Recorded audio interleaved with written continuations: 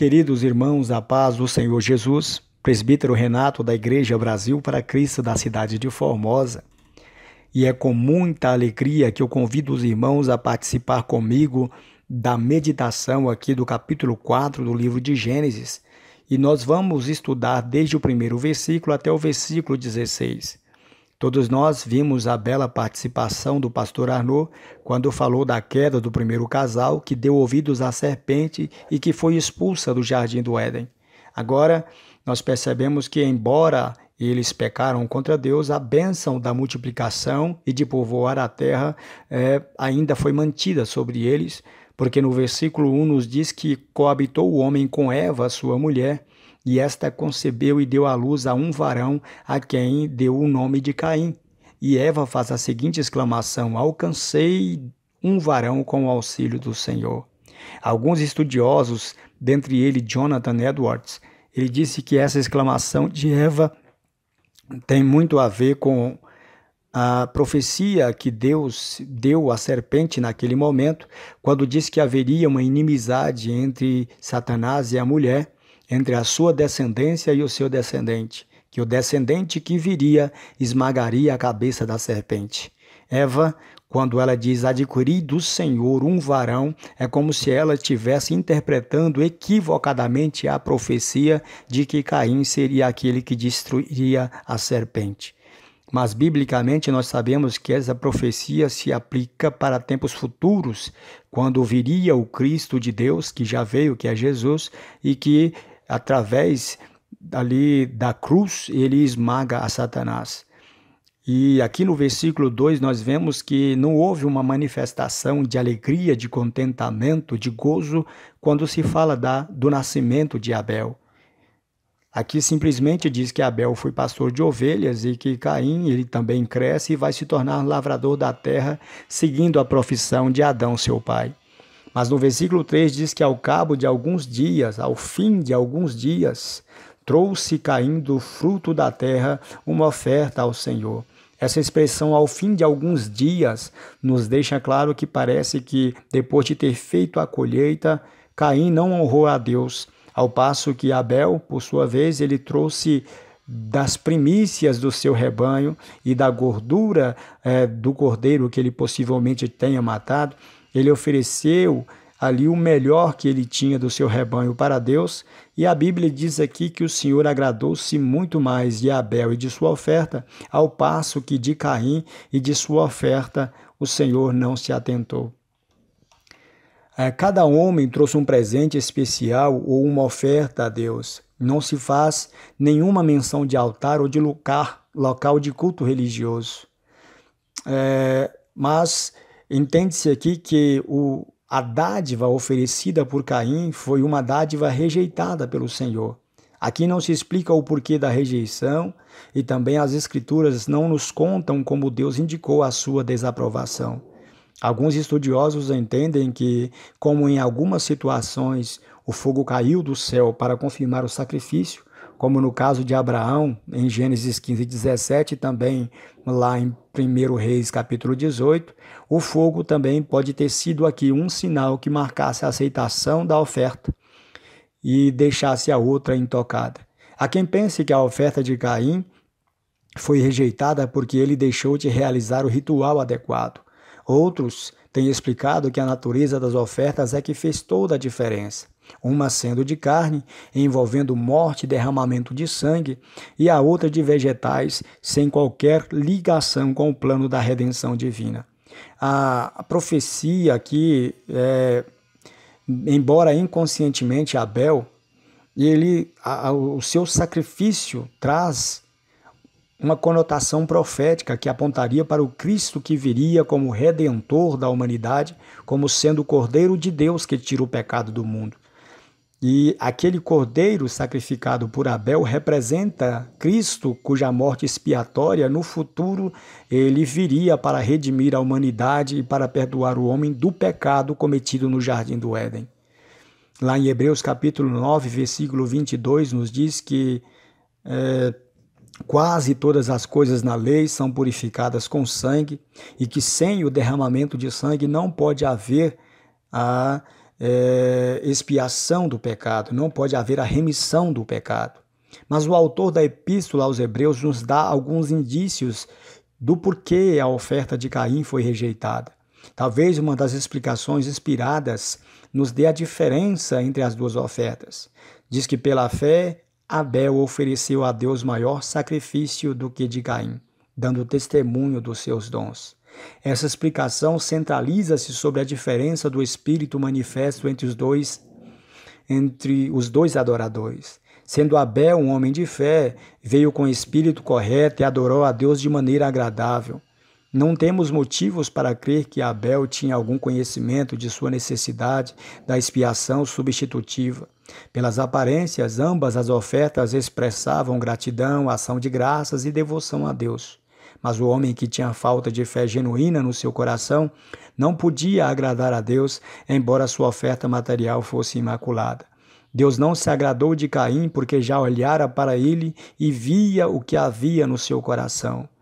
A Bíblia nos diz lá em 1 Pedro capítulo 3, versículo 12, que Caim era do maligno. Lá em Provérbios capítulo 15, versículo 8, diz que a oferta do ímpio é abominação ao Senhor, mas a oração dos retos é o seu contentamento. Caim, ele tinha um coração maligno. E não importava ele apresentar uma oferta bela, uma oferta perfeita, se o seu coração fosse defeituoso. Jesus nos ensina isso lá em Mateus capítulo 5, versículo 23, quando ele diz que quando fores ofertar, e aí te lembrares de que teu irmão tem alguma coisa contra ti, deixa ali perante o altar a tua oferta, vai e reconcilia-te com o teu irmão, depois vem e oferece a tua oferta. Dizendo isso, o próprio Cristo nos ensinou que as circunstâncias ali do coração é que determina a aceitação de uma oferta. Não adianta ofertar a Deus com o coração amargurado, com ódio, com raiva, simplesmente por disputa, que vai receber a bênção de Deus. O coração de Abel fez toda a diferença na hora ali da oferta. Caim trouxe daquilo que sobrava. Abel trouxe das primícias ali do seu rebanho para oferecer a Deus. Ele honrou a Deus acima de todas as coisas, reconhecendo a Deus como o doador de todos os dons. Lá em Provérbios capítulo 3, versículo 9, nos diz que honra ao Senhor com os teus bens e com as primícias de toda a tua renda. Primícias também fala de Cristo, fala do primogênito da criação, fala como a primícia de Deus dada aos homens para perdão dos pecados da humanidade. Então, nós vemos que aquela rejeição do sacrifício de Caim fez com que ele se tornasse uma pessoa iracunda e amargurada. Aqui no capítulo, no versículo 5, parte B, nos mostra ali uma ira incontida que Caim exibiu imediatamente no seu semblante descaído. Sua fúria logo se acendeu, revelando o espírito que se aliava em seu coração. Caim tornou-se inimigo de Deus e hostil para com seu irmão. Aqui nós temos a figura do primeiro protótipo do anticristo da história.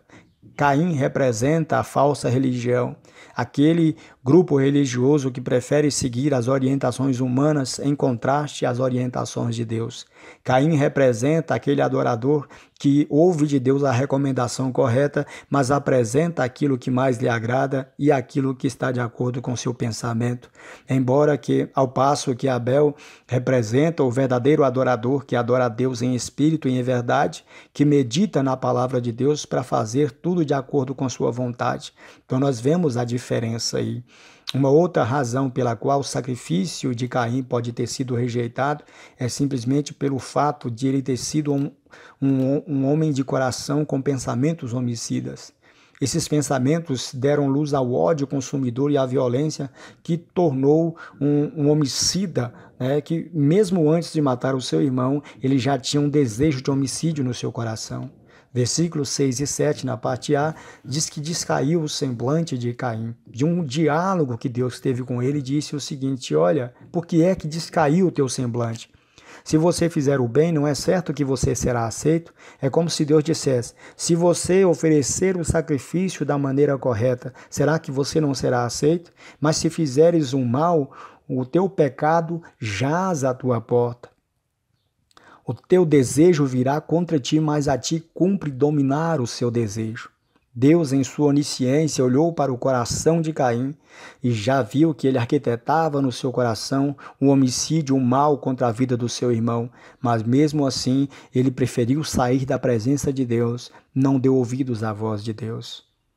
A Bíblia diz que todo aquele que odeia seu irmão é homicida e não sabe para onde vai, porque as trevas lhe cegaram os olhos. Lá em Judas 11 diz que ai deles, porque foram pelo caminho de Caim. E o caminho de Caim é o caminho do ódio, é o caminho da intolerância, é o caminho da impaciência, da inveja, do rancor e da falta de amor. O ódio que o queimava por dentro o fez descair o seu semblante. Ele produziu um espírito taciturno, desagradável e mal-humorado. Com gentileza e paciência e com muita habilidade, Deus lidou com Caim, tentando salvá-lo da sua inveterada possibilidade de fazer o mal contra o seu irmão. Assegurou-lhe que caso ele se arrependesse sinceramente, ele poderia reaver de volta a alegria e poderia ser aceito com Deus. Mas nos parece que ele preferiu seguir o caminho da maldade. Lá em João capítulo 8, versículo 44, diz que Satanás foi homicida desde o princípio. E a partir deste momento, nos mostra que Satanás, depois de ter enganado o primeiro casal, ele também consegue enganar o coração de Caim, fazendo com que ele revolte-se contra Deus e odeie a seu irmão. Então nós podemos perceber que ele, no versículo 8, convida Abel, seu irmão, para o campo, e lá ele fala ali algumas palavras e diz a palavra que ele vai e se arremete contra seu irmão e tira-lhe a vida. Ali nós temos a primeira figura do homicídio doloso, quando há clara e manifesta a intenção de matar. Ele não matou o seu irmão ali na figura do homicídio culposo, que é caracterizado pela imprudência, imperícia ou negligência, mas ele cometeu um homicídio doloso, um homicídio premeditado. Ele arquitetou a morte do seu irmão. Ele teve tempo para se arrepender, mas ele preferiu cometer o pecado ao invés de se voltar o coração para Deus e pedir perdão pelo pecado que ele já havia concebido no seu coração. Aí vem a seguinte pergunta de Deus: onde está Abel, o teu irmão? Ele dá uma resposta muito dura para Deus, dizendo: acaso sou eu tutor do meu irmão para lhe dizer onde ele está? E o Senhor lhe disse: olha, que loucura você fez, porque o sangue de Abel clama a mim desde a terra, e maldita é a terra agora maldito és tu na terra que abriu a boca para receber das tuas mãos o sangue do seu irmão. Falhando no domínio do selvagem monstro, Caim logo encontrou-se à mercê de uma força que o controlou completamente. Quase imediatamente, um dos filhos veio a ser um homicida e o outro um mártir. Rapidamente, Deus confrontou o homicida com uma pergunta. Ao que parece, ele quis obter uma confissão de culpa que preparasse o caminho para a misericórdia e o perdão completo. Embora Caim tivesse cometido o pecado de livre e espontânea vontade, descobriu-se perseguido por um Deus amoroso, rico em graça. E ele pergunta: sou eu o tutor do meu irmão? Que resposta mais triste para a pergunta de um pai amoroso como Deus. Desafiadoramente, Caim deu esta resposta ao Senhor. O pecado já o tinha dominado. Ele renunciava aos direitos demandantes da fraternidade, o direito da primogenitura, e ele agora torna-se um grande inimigo de Deus. Descaradamente, ele apoia-se em sua rebeldia egoísta e fala coisas que ninguém teria coragem de pronunciar ao Senhor. E Deus diz que a voz do seu irmão, aleluia, clamava do sangue, a voz do sangue do seu irmão clamava desde a terra ao Senhor. Sangue derramado por um homicida, embora coberto pela terra, estava clamando a Deus. Deus podia ouvi-lo e compreendia o significado do grito, pois ele conhecia a culpa de Caim. Com que melancolia aquele sangue gritava por vingança. O autor de Hebreus refere-se a essa experiência na frase: o sangue da aspersão que fala melhor do que o sangue de Abel, dizendo respeito ao sangue de Cristo como um sacrifício superior ao de Abel. Mas Deus determina uma sentença para ele. Maldito és tu por onde quer que você andar. Você vai ser errante e vagabundo por toda a face da terra.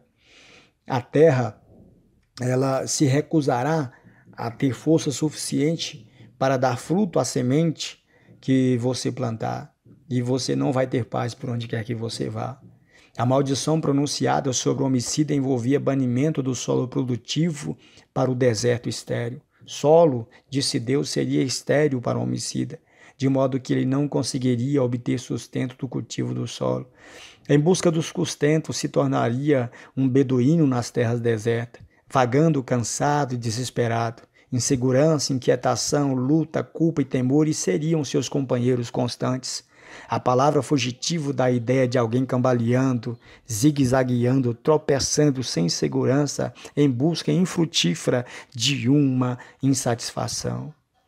Caim, ao invés de se arrepender dos seus pecados, ele simplesmente diz para Deus: o meu castigo é maior, o meu castigo do que a minha maldade pode suportar. Maior é a minha maldade do que aquela que pode ser perdoada. Embora a vida de Caim fosse poupada, ele tremia sob o peso do seu pecado, da sua culpa, do seu castigo e das consequências infinitas que assomavam diante dele.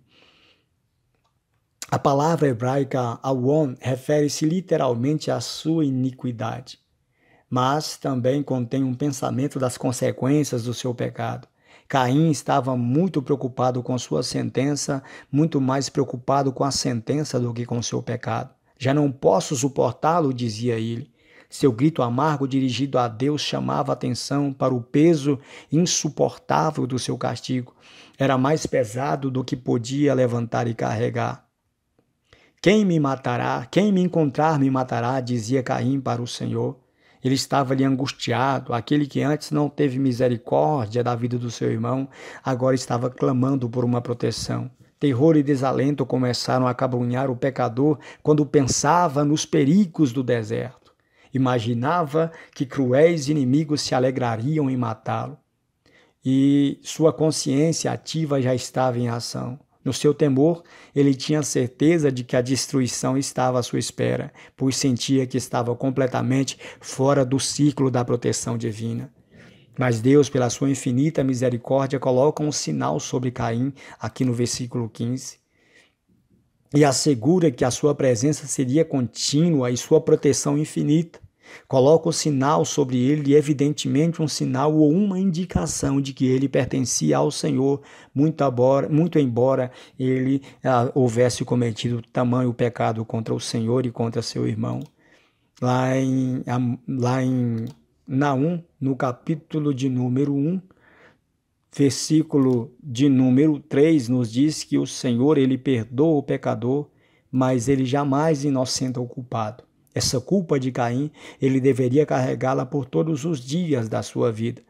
E a partir daquele momento, ele foi-se embora da presença de Deus, foi habitar na terra de Nod, que é também chamada de terra de fuga ou terra da peregrinação, e lá, com certeza, ele foi viver uma vida afastada da presença de Deus, numa área geograficamente a oriente do Jardim do Éden. Caim apenas cumpriu a predição de Deus de que ele seria, de fato, uma pessoa errante na face da terra e que ele viveria de uma forma totalmente infeliz por causa do pecado que ele cometeu.